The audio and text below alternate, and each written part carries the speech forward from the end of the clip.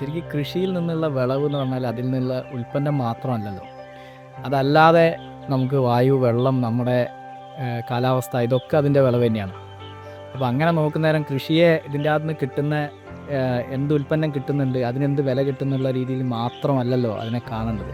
ശരിക്കും ഗവൺമെൻറ്റിൻ്റെ തലത്തിലോ അല്ലെങ്കിൽ അത്തരം ഗവേഷകരുടെ തലത്തിലൊക്കെ അങ്ങനെ ഒരു കാഴ്ചപ്പാടും കൂടി വരേണ്ടതല്ലേ?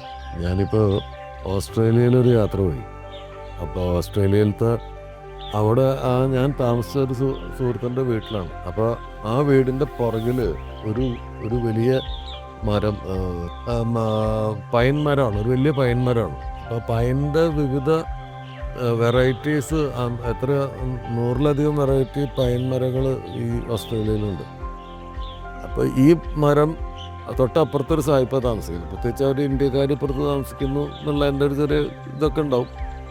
അവർ ഈ മരം അപകടകരമാണ്, ഞങ്ങൾക്ക് ശല്യമാണ്, അതുകൊണ്ട് അത് വെട്ടാൻ പറയണമെന്ന് പറഞ്ഞിട്ട് കംപ്ലൈൻറ്റ് കൊടുത്തു. അപ്പോൾ നമ്മുടെ നാട്ടിലാണെന്നുണ്ടെങ്കിൽ ഇപ്പോൾ കംപ്ലൈൻറ്റ് കൊടുക്കുന്ന ആൾ ഒരു നല്ല റിച്ച് ആയിട്ടുള്ള ഒരാളാണെങ്കിൽ പഞ്ചായത്ത് വന്നിട്ട് ഒരു ശരിയായി വെട്ടിക്കൊള്ളാൻ പറയും, അത് വെട്ടണം എന്ന് നമ്മളെ ഉപദേശിക്കുകയും ചെയ്യും. പക്ഷെ അവിടെ ഗവൺമെൻറ്റിൻ്റെ ഈ ഇതിൻ്റെ കാർഷിക വകുപ്പിൻ്റെ ഉദ്യോഗസ്ഥർ വന്ന് ഈ മരത്തിൻ്റെ എന്തോ ഒരു ടെസ്റ്റ് ചെയ്തു, വേരിൽ നിന്നും ഒക്കെ എന്തോ എടുത്തിട്ടുള്ള ടെസ്റ്റ് ചെയ്തു, മണ്ണ് അവിടുത്തെ ടെസ്റ്റ് ചെയ്തു.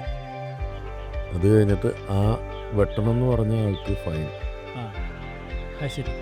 അതായത് ഈ മരം കഴിഞ്ഞ ഒരു 50 വർഷമായിട്ട് ഇവിടെ ഉണ്ട്, നിങ്ങൾക്കടക്കം തന്ന ഓക്സിജൻ, എത്രയോ പക്ഷികൾക്ക് ഉള്ള കൂട് കെട്ടാനുള്ള ഇത്, ഇനി അടുത്ത ഒരു 100 വർഷം ഇത് ഒരു കേടുമില്ലാതെ ഇവിടെ നിൽക്കും.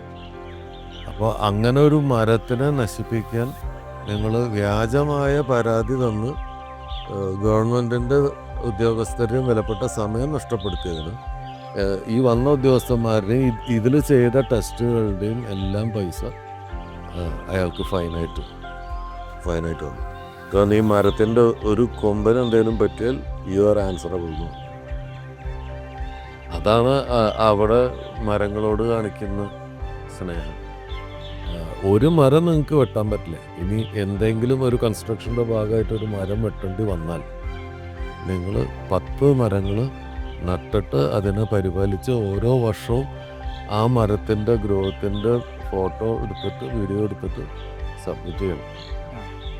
അങ്ങനെയാണ് മരങ്ങളെ പരിപാലിക്കുന്നത്. അങ്ങനെ ഒരു സ്ഥലത്ത് വേറെ അത് നമുക്കൊന്നും ഇവിടെ ചിന്തിക്കാനേ പറ്റില്ല. ഈ നിയമങ്ങളൊക്കെ ഇവിടെയുണ്ട്, പക്ഷേ ഇത് എങ്ങനെയാണ് ഇത് കർഷകനൊക്കെ ഗുണകരമായിട്ട് വരേണ്ടതെന്നുള്ളതിനെ കുറിച്ചാണ് ആർക്കും ധാരണയില്ലാത്ത വളരെ കുറച്ച് ആളുകൾക്ക്.